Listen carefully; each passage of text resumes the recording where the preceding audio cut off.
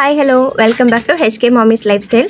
இன்றைக்கி நான் என்னோடய பூஜா ரொட்டீன் கூடவே வந்து நம்ம பூஜை பொருட்கள்லாம் எப்படி நம்ம வந்து க்ளீன் பண்ணுறது, பூஜைக்கு தேவையான டிப்ஸ், நான் ஃபாலோ பண்ணுற டிப்ஸ் வந்து உங்ககிட்ட நான் ஷேர் பண்ணுறேன். இந்த vlog வந்து எடுத்தது தமிழ் நியூ இயருக்கு முந்தின நாள், ஸோ மண்டேன்னு நினைக்கிறேன். ஸோ அன்றைக்கி வந்து ஃபுல்லாக க்ளீனிங் ஒர்க்கில் தான் இருந்தது எங்கள் வீடு. ஸோ வீடு எல்லாமே க்ளீன் பண்ணிவிட்டு லாஸ்ட்டாக மதியத்துக்கு மேலே வந்து பூஜை பொருட்களையும் வந்து வாஷ் பண்ணி வச்சிடலான்னு சொல்லிவிட்டு நான் வந்து இன்றைக்கி க்ளீன் பண்ண வந்திருந்தேன். ஸோ இந்த மாதிரி ஏதாவது ஃபெஸ்டிவல் டைமில் நெக்ஸ்ட் வந்து மந்த்லி ஒன்ஸ் வந்து இந்த மாதிரி டீப் க்ளீன் பண்ணுவேன்.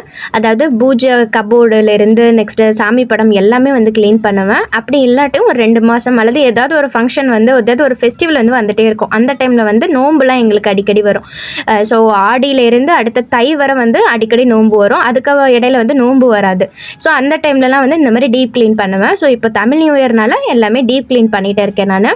ஸோ ஃபஸ்ட்டாக வந்து விளக்கில் இருந்த பழைய எண்ணெயை வந்து ஒரு பாக்ஸில் வந்து ஊற்றி வச்சுக்கிட்டேன். அது வந்து நம்ம வெளியில் விளக்கேற்றும் போது நமக்கு யூஸ் பண்ணிக்கலாம். நெக்ஸ்ட் அந்த திரியையும் வந்து குழந்தைங்களுக்கு சுற்றி போடும்போது அதை யூஸ் பண்ணிக்கலாம். ஸோ ஒரு பாக்ஸில் போட்டிருக்கேன்.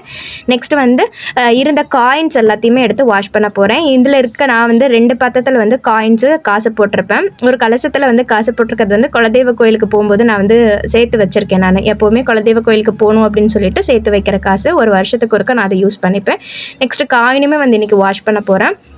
அது மாதிரி நம்ம அன்னபூர்ணி அம்மா கிட்ட வச்சுருக்கிற பச்சரிசியும் வந்து எடுத்து மாற்றிக்க போகிறேன். அது வந்து நம்ம செடிக்கு போட்டுடலாம். அப்படி இல்லாட்டி நம்ம வந்து சமையலுக்கும் யூஸ் பண்ணிக்கலாம். நாங்கள் வந்து சாதம் செய்யும்போது யூஸ் பண்ணிப்பேன். கொஞ்சம் தானே இருக்குன்னு சொல்லிட்டு யூஸ் பண்ணிப்பேன். நெக்ஸ்ட்டு பூஜா பொருட்கள்லாம் வாஷ் பண்ணுறதுக்கு நான் வந்து கொஞ்சம் பாத்திரத்தில் தண்ணி வச்சுருக்கிறேன். அதில் வந்து கொஞ்சம் பேக்கிங் பவுடர், நெக்ஸ்ட் வந்து லெமன் ஓடு இருந்துச்சு 4-5, அதை ஆட் பண்ணியிருக்கிறேன். நெக்ஸ்ட் வினிகர் ஆட் பண்ணியிருக்கிறேன். விம் லிக்விட் ஆட் பண்ணியிருக்கிறேன். எண்ணெய் பேஸ்க்காக இருக்கக்கூடிய பொருட்களை போட்டுக்கலாம். அப்போ தான் வந்து நம்ம வாஷ் பண்ணும்போது ஈஸியாக இருக்கும். அதே மாதிரி காயின்ஸ் இருந்தது இல்லையா, அதுவுமே வந்து நம்ம வாஷ் பண்ணிடணும். அடிக்கடி இல்லைனாலும் மந்த்லி ஒன்ஸ் 2 months 3 months ஒன்ஸாவது வாஷ் பண்ணிடணும். அப்படியே அந்த காயின்ஸ் எல்லாம் வச்சுருந்தோன்னா ஒரு மாதிரி டிஃப்ரெண்ட்டான ஸ்மெல் வந்துடும். அது கூட நெகட்டிவ் வைப் வந்து ஏற்படுத்தும். அதனால நான் இந்த மாதிரி ஃபெஸ்டிவல் டைம்லேயும் அல்லது மந்த்லி ஒன்ஸும் வந்து வாஷ் பண்ணிடுவேன். ஒன் டைம் காயினை வந்து வாஷ் பண்ணிவிட்டு நெக்ஸ்ட் வந்து பன்னீர் கொஞ்சம் போட்டு லைட்டாக வந்து ஊற வச்சுருவேன். நெக்ஸ்ட்டு வெறும் தண்ணியில் வந்து வாஷ் பண்ணிப்பேன். அது மாதிரி பூஜை ரூமில் வந்து நம்ம கண்ணாடி வைக்கிறது ரொம்ப நல்லது. கண்ணாடியில் என்ன ரெஃப்ளெக்ட் ஆகணும் அது வந்து பல மடங்கு இன்க்ரீஸ் ஆகும்.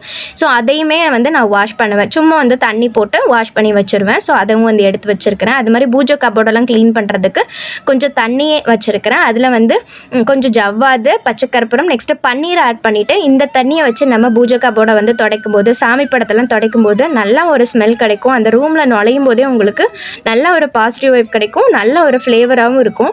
ஸோ இந்த மாதிரி வந்து நீங்கள் க்ளீன் பண்ணுறதுக்கு யூஸ் பண்ணிக்கலாம். ஸோ நான் இப்போ வந்து சாமி படத்தை தான் ஃபஸ்ட்டு ஒரு நார்மலான ஒரு கிளாத்தில் வந்து தொடச்சிருக்கேன். ஏன்னா அவ்வளோ டஸ்ட் இருக்குது. அந்த மாதிரி வாஷ் பண்ணிவிட்டு அந்த தண்ணி வச்சு தொடச்சிட்டு நெக்ஸ்ட் வந்து ஒரு க்ளீனான ட்ரை கிளாத்தில் வச்சு நம்ம தொடச்சிட்டோம் அப்படின்னா உங்களுக்கு அந்த எண்ணெய் தண்ணியோட அந்த ஒரு மாதிரி தெரியும்ல டிஃப்ரெண்ட்டாக, அதெல்லாம் தெரியாமல் இருக்கும். படத்தமும் நல்லா பார்க்குறதுக்கு பளிச்சுன்னு இருக்கும்.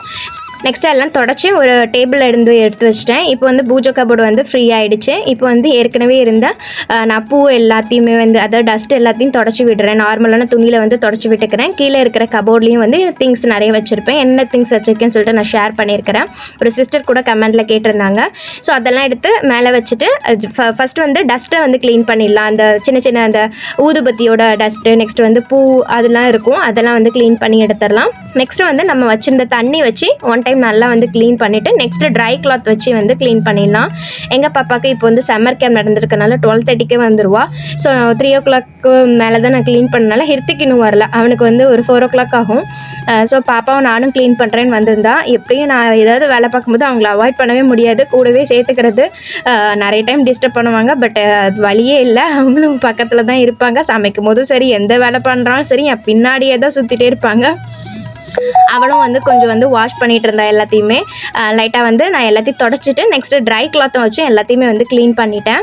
எவ்வளோ டஸ்ட் இருக்குது பாருங்கள். நெக்ஸ்ட் வந்து நம்ம அந்த தீபம் ஏற்றும் போது மேலே வந்து கரியாக இருக்கும் இல்லையா, அந்த இடத்துலையும் வந்து நல்லா க்ளீன் பண்ணிவிட்டு நெக்ஸ்ட் வந்து நம்ம ட்ரை கிளாத்தில் தொடச்சிட்டோம் அப்படின்னா நல்ல ஒரு ஃப்ளேவராகவும் இருக்கும். சூப்பராக அந்த இடமே வந்து க்ளீன் ஆகிடும். அதே மாதிரி கபோர்டையும் வந்து நல்லா வந்து நான் க்ளீன் பண்ணிட்டேன். ஏன்னா வந்து நம்ம கபோர்டு ஓப்பனாக இருக்கும் சில டைம். அப்போ வந்து அந்த ஊதுபத்தி தொகுல்லாம் வந்து கீழே விழுந்திருக்கும். ஸோ அதையும் நல்லா க்ளீன் பண்ணியாச்சு. நெக்ஸ்ட் வந்து இப்போ டீப் க்ளீன்னால ஃபுல்லாகவே மேலே, நெக்ஸ்ட் வந்து சைடு கபோர்டு சைடு, பின்னாடி இருக்கக்கூடிய ஒரு டோர், அந்த டோர் வந்து நாங்கள் யூஸ் பண்ணுறது கிடையாது. அந்த டோரில் நிறைய டஸ்ட் இருந்துச்சு. ஸோ அந்த டஸ்ட் எல்லாத்தையுமே வந்து க்ளீன் பண்ணி தொடச்சி வச்சுட்டேன். மேலே யூஸ்வலாக வந்து குழந்தைங்களோட உண்டியல் வந்து வச்சுருப்போம். நெக்ஸ்ட் வந்து சும்மா ஏதாவது பூஜைக்கு தேவையான பொருட்கள் வந்து கைவாக்கில் வைக்கிறதெல்லாம் அங்கே மேலே இருக்கும். நெக்ஸ்ட் நான் வாஷ் பண்ண போயிட்டேன். ஃபஸ்ட்டு வந்து நான் வாஷ் பண்ணுறதுக்காக கொஞ்சமாக வந்து பீத்தாம்பரி நெக்ஸ்ட் வந்து சபீனா யூஸ் பண்ணிப்பேன். ஸோ இல்லைன்னா கூட நான் வந்து ஜஸ்ட்டு விம் லிக்விட் ஆட் பண்ணி நான் வந்து வாஷ் பண்ணிடுவேன். சம்டைம் வந்து வாங்க மறந்துருக்கும், அப்போ வந்து விம் லிக்விட் யூஸ் பண்ணி இந்த மாதிரி தண்ணியில் கொஞ்சம் கொதிக்க வச்சுட்டு எடுத்துட்டோம்னா கிளியராகவே வந்து சூப்பராக வந்து புதுசாக ஆகிடும்.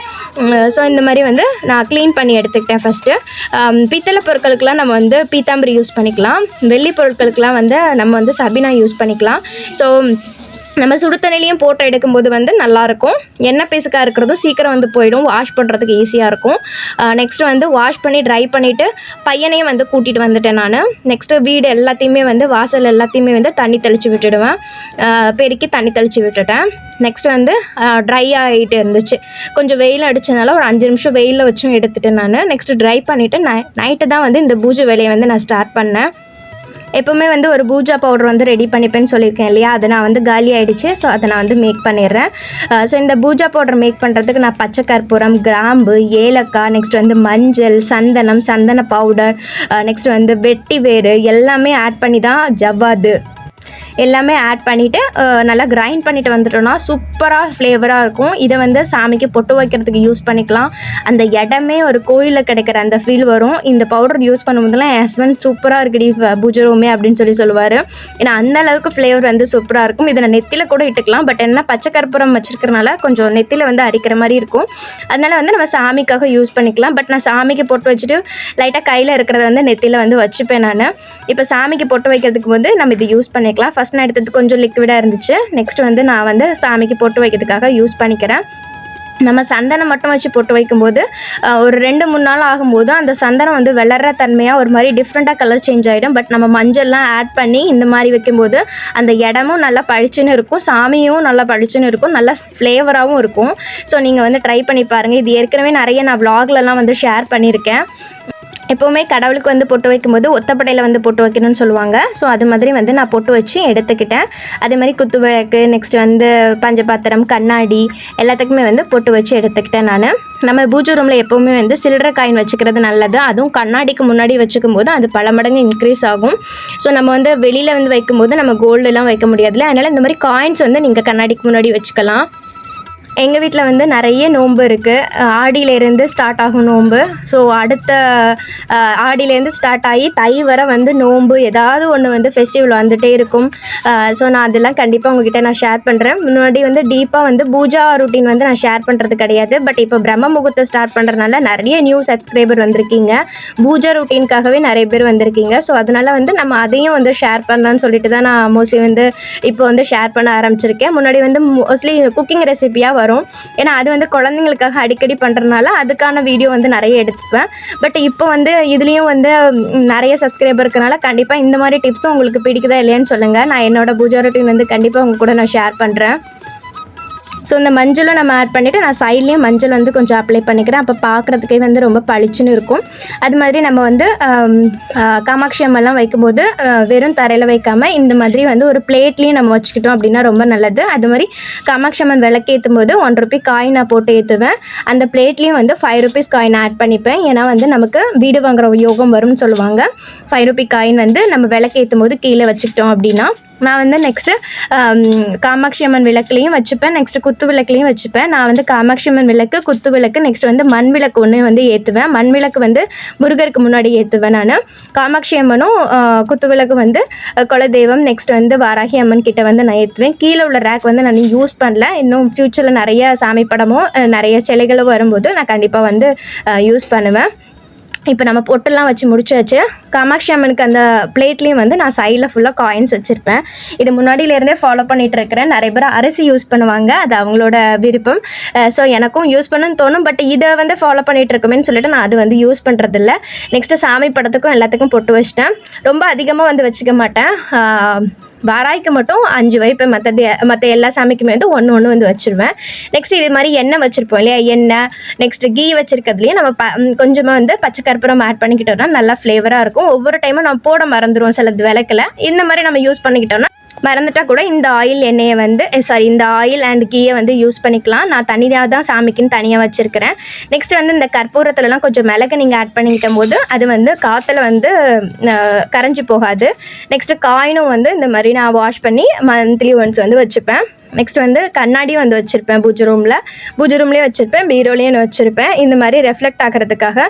ஸோ இதையும் வந்து நம்ம வாஷ் பண்ணி வச்சுக்கிட்டும் போது அதோட பலன்கள் வந்து அதிகம். கூடவே அதில் கொஞ்சம் பச்சை கற்பூரமும் நம்ம ஆட் பண்ணிக்கலாம், ஒரு கிராம்பு ஏலக்காய் ஆட் பண்ணிக்கலாம்.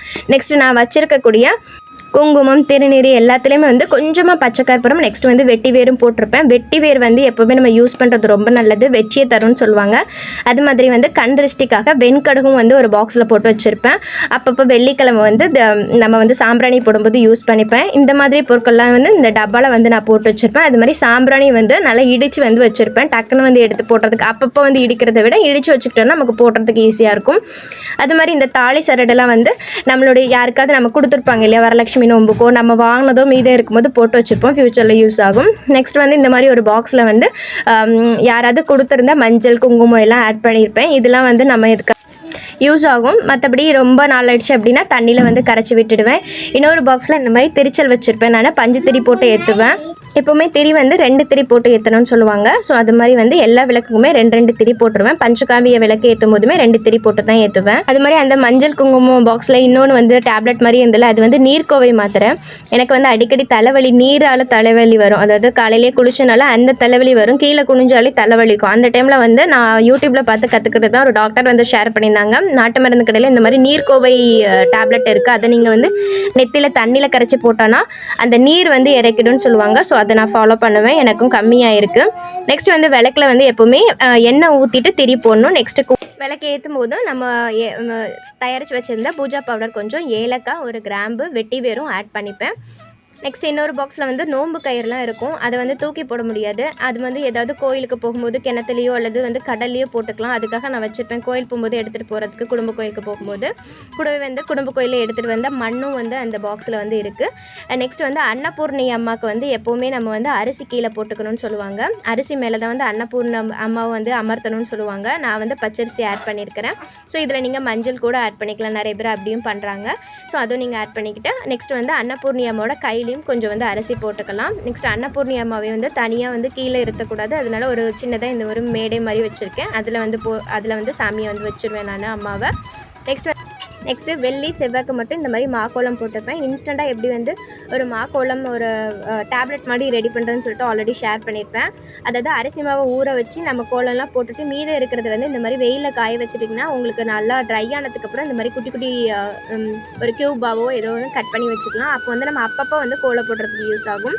ஸோ இதுதான் வந்து நான் ஃபாலோ பண்ணுற டிப்ஸு. நெக்ஸ்ட் வந்து பஞ்சபாத்திரத்தில் தண்ணி வைக்கும்போது கொஞ்சம் பச்சை கற்பூரம், துளசியை நீங்கள் வந்து எடுத்துக்கலாம். வெள்ளி செவ்வாய் வந்து துளசி பறிக்கக்கூடாது. மற்ற நாளில் வந்து கிருத்திகை, பிரதோஷம் அந்த மாதிரி நல்ல நாட்கள் வரும் இல்லையா, அப்போவும் வந்து பறிக்கக்கூடாது. மீத நாட்களில் உங்கள் வீட்டில் துளசி செடி இருந்தாலும் நீங்கள் பறித்து வச்சுக்கலாம். ஸோ அன்றைக்கி ஈவினிங் தான் நான் எல்லாம் பண்ணிட்டு இருந்தனால நான் பஞ்சபாத்திரத்தில் அன்றைக்கி தண்ணி வைக்கல, காலையில் தான் வச்சுருந்தேன். நான் அது கூட வந்து ஷார்ட்ஸில் வந்து ஷேர் பண்ணியிருப்பேன். நெக்ஸ்ட்டாக வந்து சித்திரை பெருநாளெல்லாம் நல்லா சக்ஸஸ்ஃபுல்லாக முடிச்சாச்சு. அந்த விலாகை வந்து நான் ஷேர் பண்ணியிருப்பேன், ஷார்ட்ஸ்லேயும் கூட நான் வந்து ஷேர் பண்ணியிருப்பேன்.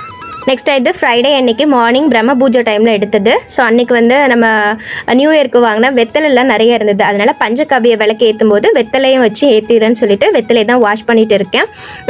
யூஸ்வலாக வந்து செவ்வாய்க்கிழமை முருகருக்காக வெத்தலை விளக்கு போடுவாங்க இல்லையா, ஸோ நானும் வந்து ஏற்றிருக்கிறேன் நான். ஸோ அதே மாதிரி வந்து காம்பு வந்து கிள்ளிட்டு இந்த மாதிரி வந்து பொட்டு வச்சு பஞ்சகாவிய விளக்கு தான் மார்னிங் வந்து ஏற்றிருந்தேன்.